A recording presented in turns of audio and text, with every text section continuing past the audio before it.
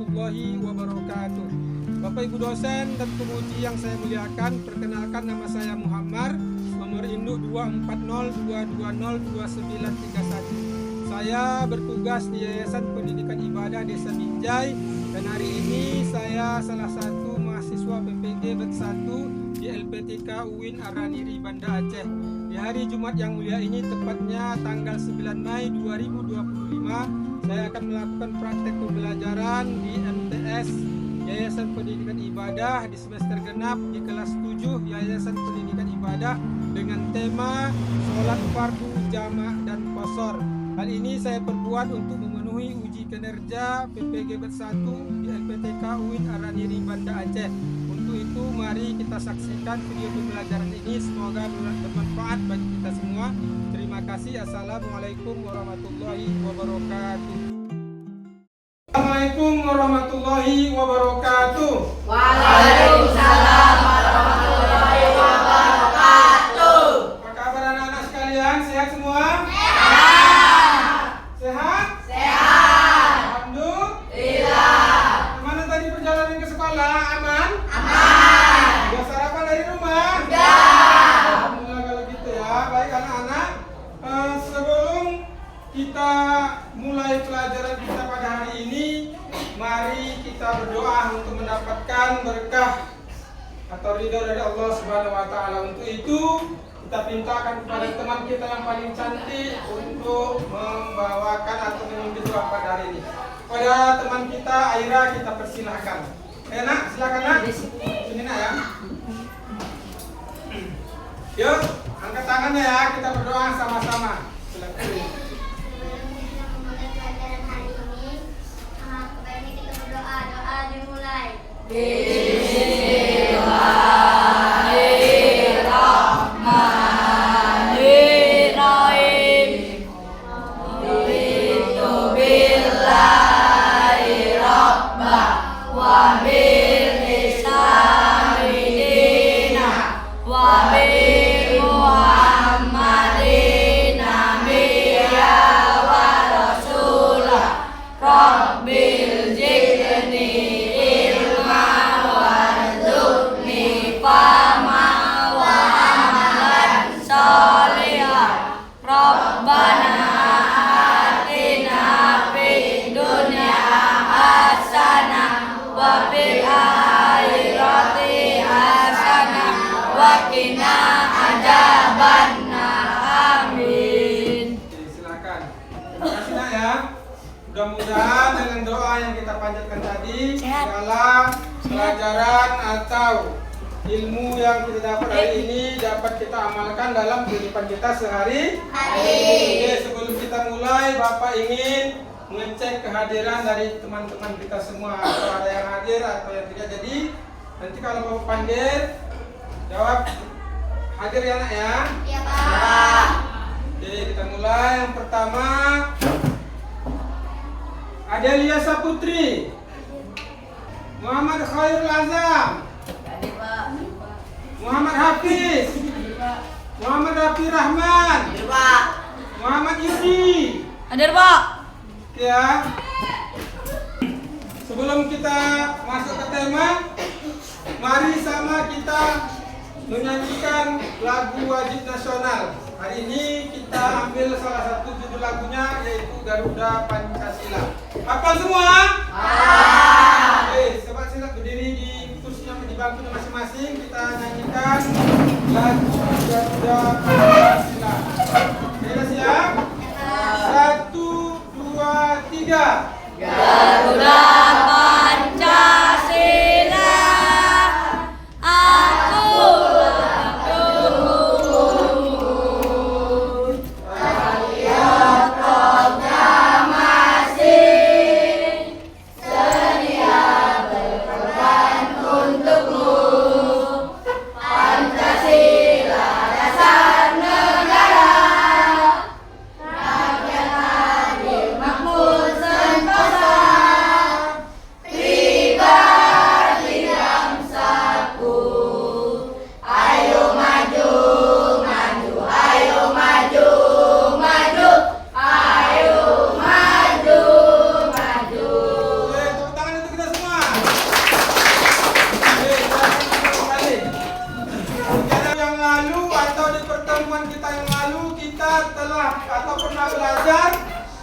yang itu tentang masalah sholat Jumat.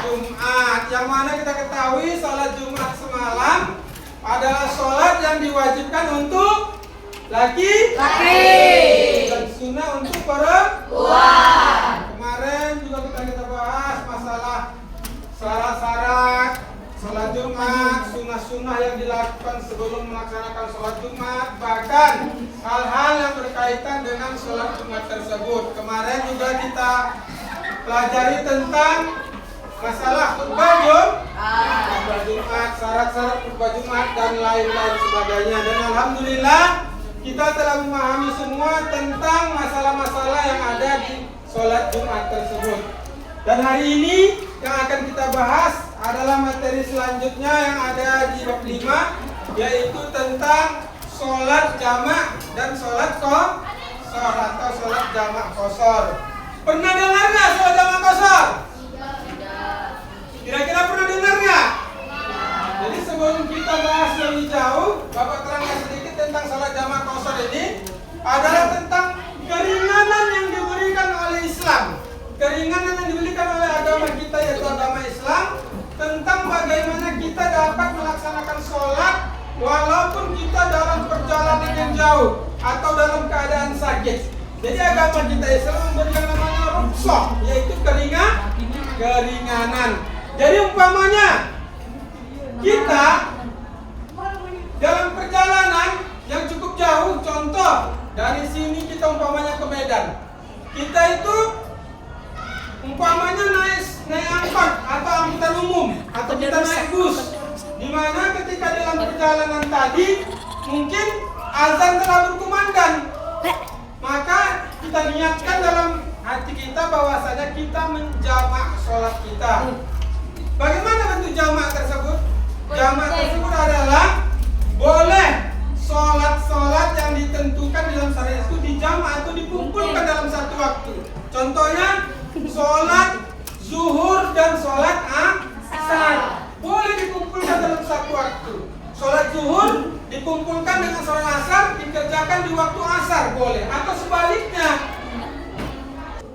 Kita lihat video pembelajaran kita pada hari ini supaya dengan kita melihatnya anak-anak sekalian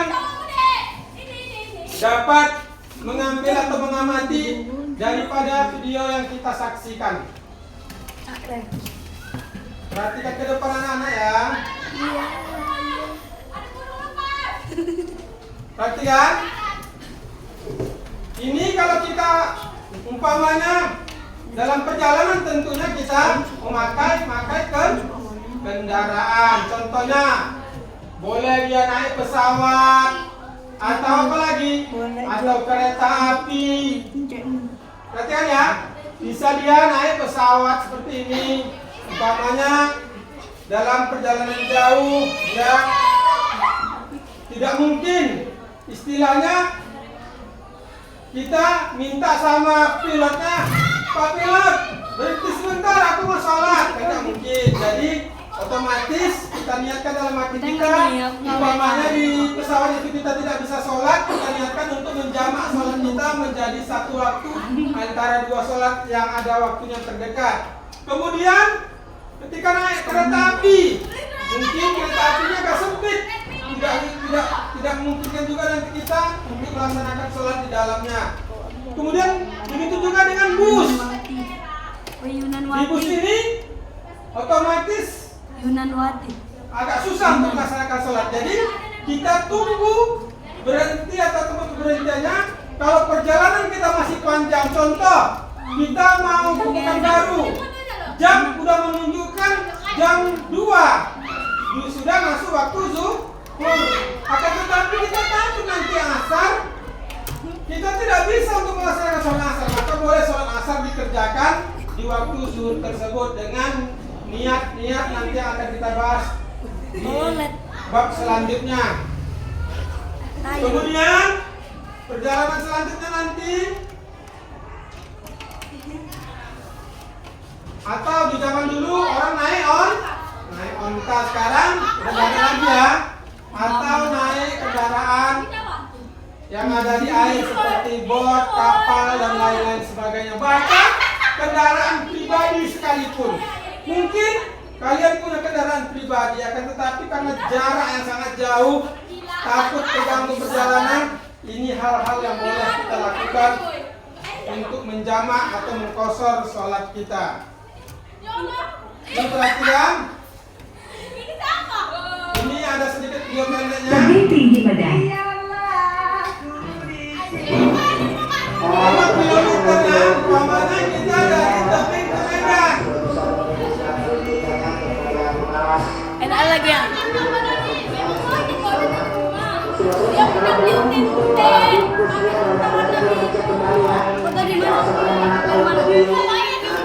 Ya, umpamanya kita lah yang paling dekat di sini. Umpamanya kita ke Medan. Ke Medan itu kalau kita tengok kilometer di kendaraan kita, dia kurang lebih sekitar 80 atau 90 km jarak yang diperbolehkan untuk menjamak atau mengqashar. Dan yang perlu kita tekankan bahwasanya minimal jarak yang boleh untuk menjamak sholat atau mengqashar sholat itu sekitar 80 atau 85 km. Kalau kita jarakkan dari sini, sekitar dari sini ke Medan udah bisa, atau dari sini ke Kisaran, nah itu juga udah bisa karena jaraknya sekitar 80 sampai 90 km. Jadi umpamanya kalian dari sini berangkat, nanti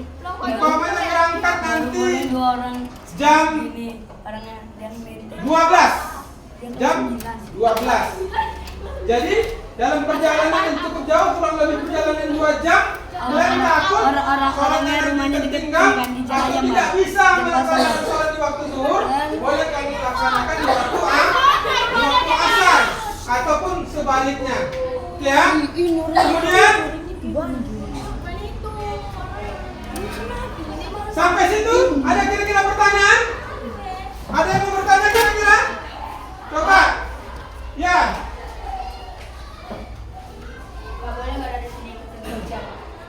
Oh, terima kasih, tepuk tangan pertanyaannya, bagus sekali. Ya, tadi kawan kita bertanya, boleh tidak dari sini ke Tebing itu dijamak sholatnya? Kira-kira dari sini ke Tebing berapa kilometer? Adakah sekitar 80 kilometer? Nggak ada ya. Dari sini ke Tebing itu paling jauh nanti dia sekitar 15 atau 20 kilo. 20 km. Jadi dengan hitungan perjalanan sangat singkat sekitar 15 sampai 20 km tersebut, maka sholat maghrib atau perjalanan dari sini ke Tebing itu belum bisa untuk menjamak sholat. Kalaulah bisa, nak kali kita. Umpamanya ini masih jam setengah 10. Umpamanya kita niat ke Tebing, ya udah nanti pas sholat zuhur kita jamak. Pada perjalanan sangat singkat. Terakhir nanti asar kita nggak sholat lagi. Itu nggak boleh ya. Ingat minimal ya 85 kilo. Jadi kalau dari sini ke Tebing sekitar 15 sampai 20 km itu nggak boleh untuk sholat. Nggak boleh untuk sholat jamak. Nggak boleh diqashar karena perjalanannya sangat singkat. Ada pertanyaan yang lain? Ya, apa? Ini bagus ya pertanyaannya ya. Boleh nggak sholat subuh di jamak? Ada yang tahu boleh apa nggak? Boleh apa nggak sholat subuh di jamak? Boleh. Boleh nggak kira-kira? Tidak, Bang? Tidak boleh. Sholat subuh itu berdiri sendiri, dikerjakan di waktunya sendiri. Nggak boleh dijamak, apalagi dikosor. Jadi sholat subuh itu dikerjakan sesuai dengan waktunya sendiri. Dikarenakan waktu yang sangat singkat, maka dikerjakan tetap 2 rakaat. Baik anak-anak, tadi sudah ada pertanyaan atau 2 pertanyaan dari kawan kita. Sekarang kita lebih lihat di materi selanjutnya. Perhatikan, boleh Jelek. boleh dicatat atau boleh diamati secara seksama. Perhatikan, ini kita masuk ke pengertian sholat jamak dan kosor tersebut. Sholat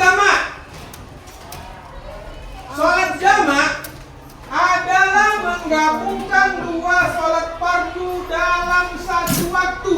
Perhatikan ya,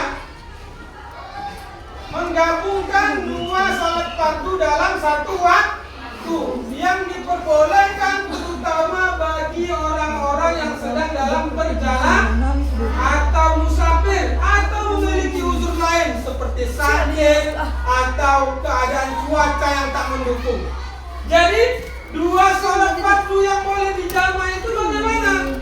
Contoh, maghrib dengan isya atau sebaliknya isya dengan maghrib. Kemudian sholat jamak, bagaimana atau syarat apa yang memperbolehkan kita untuk melaksanakan sholat jamak? Ataukah di semua waktu kita boleh sholat jamak? Ataukah kapan aja kita boleh melakukan sholat jamak? Perhatikan, sholat jamak yang boleh melakukan sholat jamak yang pertama, musafir. Apa itu musafir? Orang-orang yang dalam sedang perjalanan jauh. Dan di sini bukan untuk perjalanan bermaksiat. Perjalanannya bukan untuk maksiat. Contoh, dia pergi ke Pekanbaru, niatnya mau membunuh orang, nah, itu nggak boleh. Karena niatnya harus salah. Akan tetapi kalau niatnya undangan, arisan, bersilaturahmi dan lain-lain sebagainya, boleh.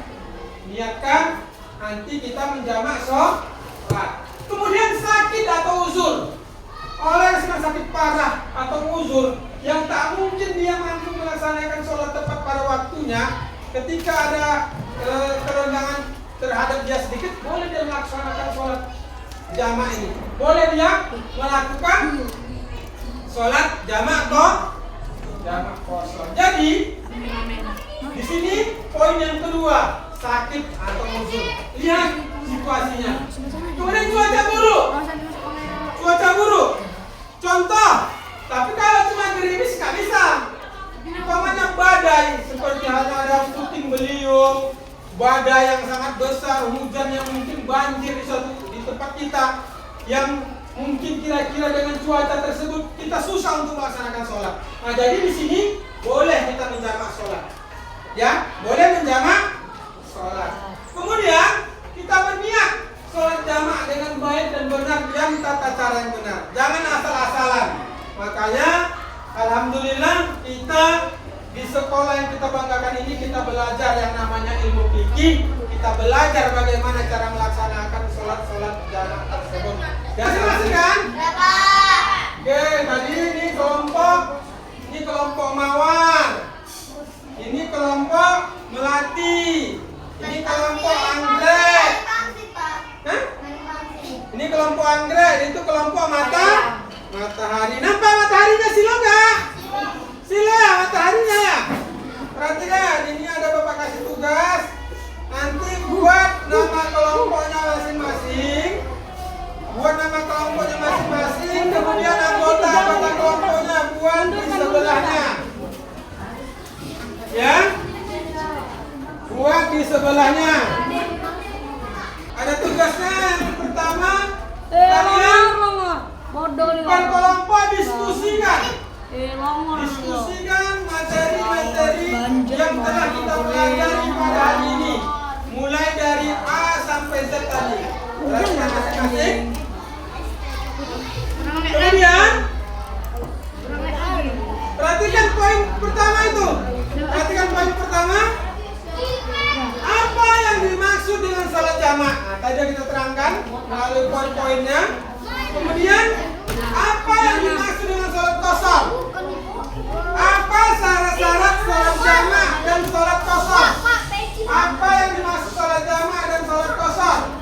Kemudian bagaimana cara kita melakukan salat jamak dan salat qashar? Perhatikan ya, situ ada pertanyaannya. Nomor 1 sampai nomor 4. Boleh langsung dijawab di lembarnya. lembarnya. Nomor 1 langsung jawab. 2, 3, 4 langsung dijawab di lembarnya. Selanjutnya di lembaran kedua, perhatikan contoh sholat jamaah dan qashar. Sholat jamaah apa tadi contohnya? Yang mana-mana aja yang boleh. Qashar pun begitu. Yang mana-mana aja yang boleh di jamaah, yang mana-mana aja boleh di qashar. Silakan tulis. Baru terakhir nanti akan kita presentasikan ke depan, yang mana akan dibacakan oleh ketua kelompok masing-masing. Tulis nanti yang akan kita sampaikan. Dengan mempelajari pelajaran hari ini, kami dapat begini-begini. Silakan di lembar presentasinya ya, yang di bawah ya. Nanti buat apa catatan singkat yang kalian bacakan. Dengan pelajaran hari ini kami dapat memahami makna sholat qashar atau sholat jamaah dengan baik dan benar. Silakan. Kita kasih waktu sekitar 15 menit untuk mengerjakan presentasi atau menjawab tugasnya. Silakan. Silakan ya. Ayo, jepit rambut. Mingkem.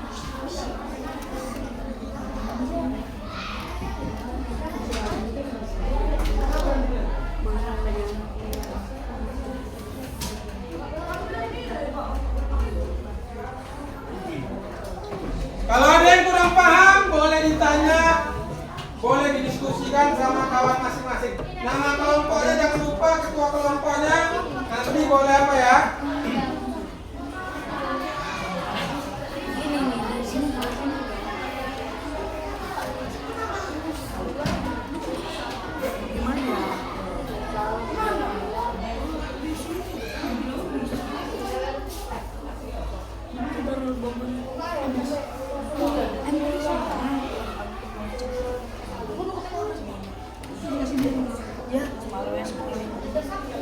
Yakin?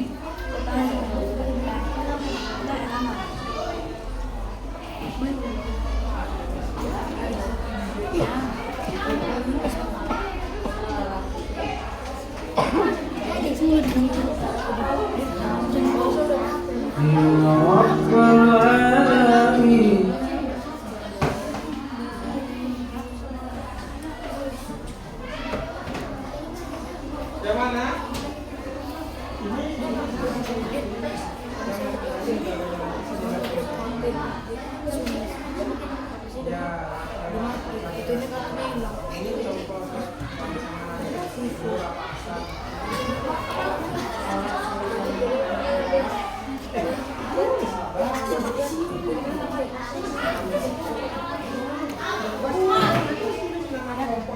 Kita udah bisa kita presentasikan ke depan, maka nanti kita harapkan ketua kelompoknya untuk membacakan hasil diskusi dari tema yang kita pelajari pada hari ini, yang itu tentang jamaah dan atau sholat jamaah qashar ya. Oke, untuk yang pertama Bapak minta dari kelompok melati. Nah, kelompok melati silakan bacakan hasil dari diskusinya ke depan. Ayo, kasih tepuk tangan untuk kelompok melati.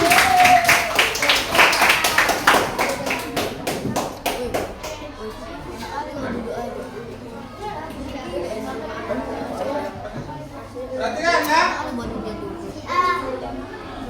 Perhatikan. Tadi yang kita tanya, apa yang dimaksud dengan sholat jamaah?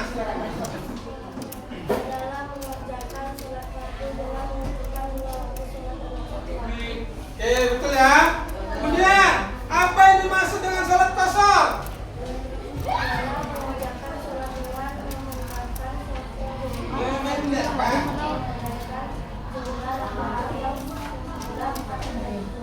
Oke. Kemudian yang ketiga, apa syarat-syarat sholat jamaah dan qashar?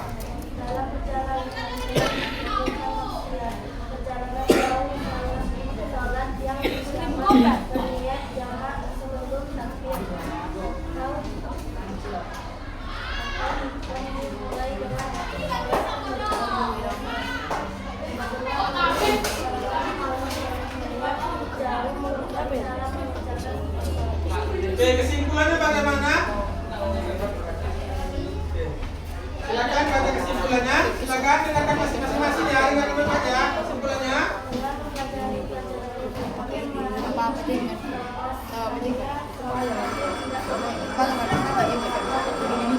Oke, dari kesimpulan yang diambil oleh kelompok melati tadi bahwasanya sholat maghrib nggak boleh dikosor atau nggak boleh dipendek, tetap dikerjakan 3 rakaat. Oke, terima kasih. Kalau silakan kasih tepuk tangan yang meriah.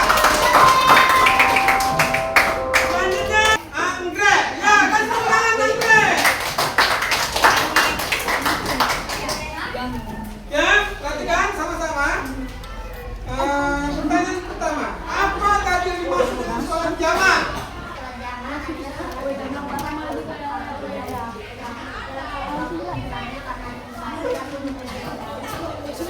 Oke, kemudian apa yang dimaksud dengan sholat qashar?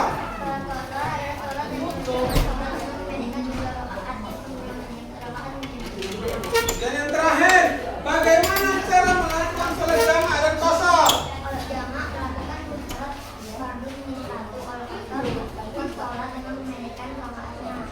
Oke, mantap. Kesimpulannya?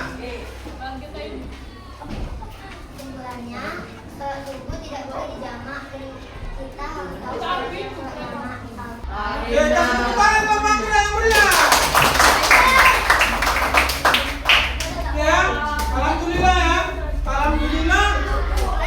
Alhamdulillah sekali kita hari ini telah memahami, telah mempelajari dengan seksama tentang hal-hal yang berkenaan tentang sholat jamak qashar atau sholat jamak dan sholat qashar. Nah, mungkin sampai di sinilah pertemuan kita pada hari ini. Insya Allah minggu depan atau di pertemuan kita yang akan datang kita akan bahas tema-tema selanjutnya tentang pelajaran fikih kita. Di tema-tema selanjutnya yaitu kita insya Allah nanti kita praktekkan bagaimana cara kita melakukan sholat jamak, bagaimana kita melakukan sholat qashar. Kita akan praktekkan baik secara pribadi ataupun secara berjamaah. Jadi sudah paham tentang jamak dan qashar?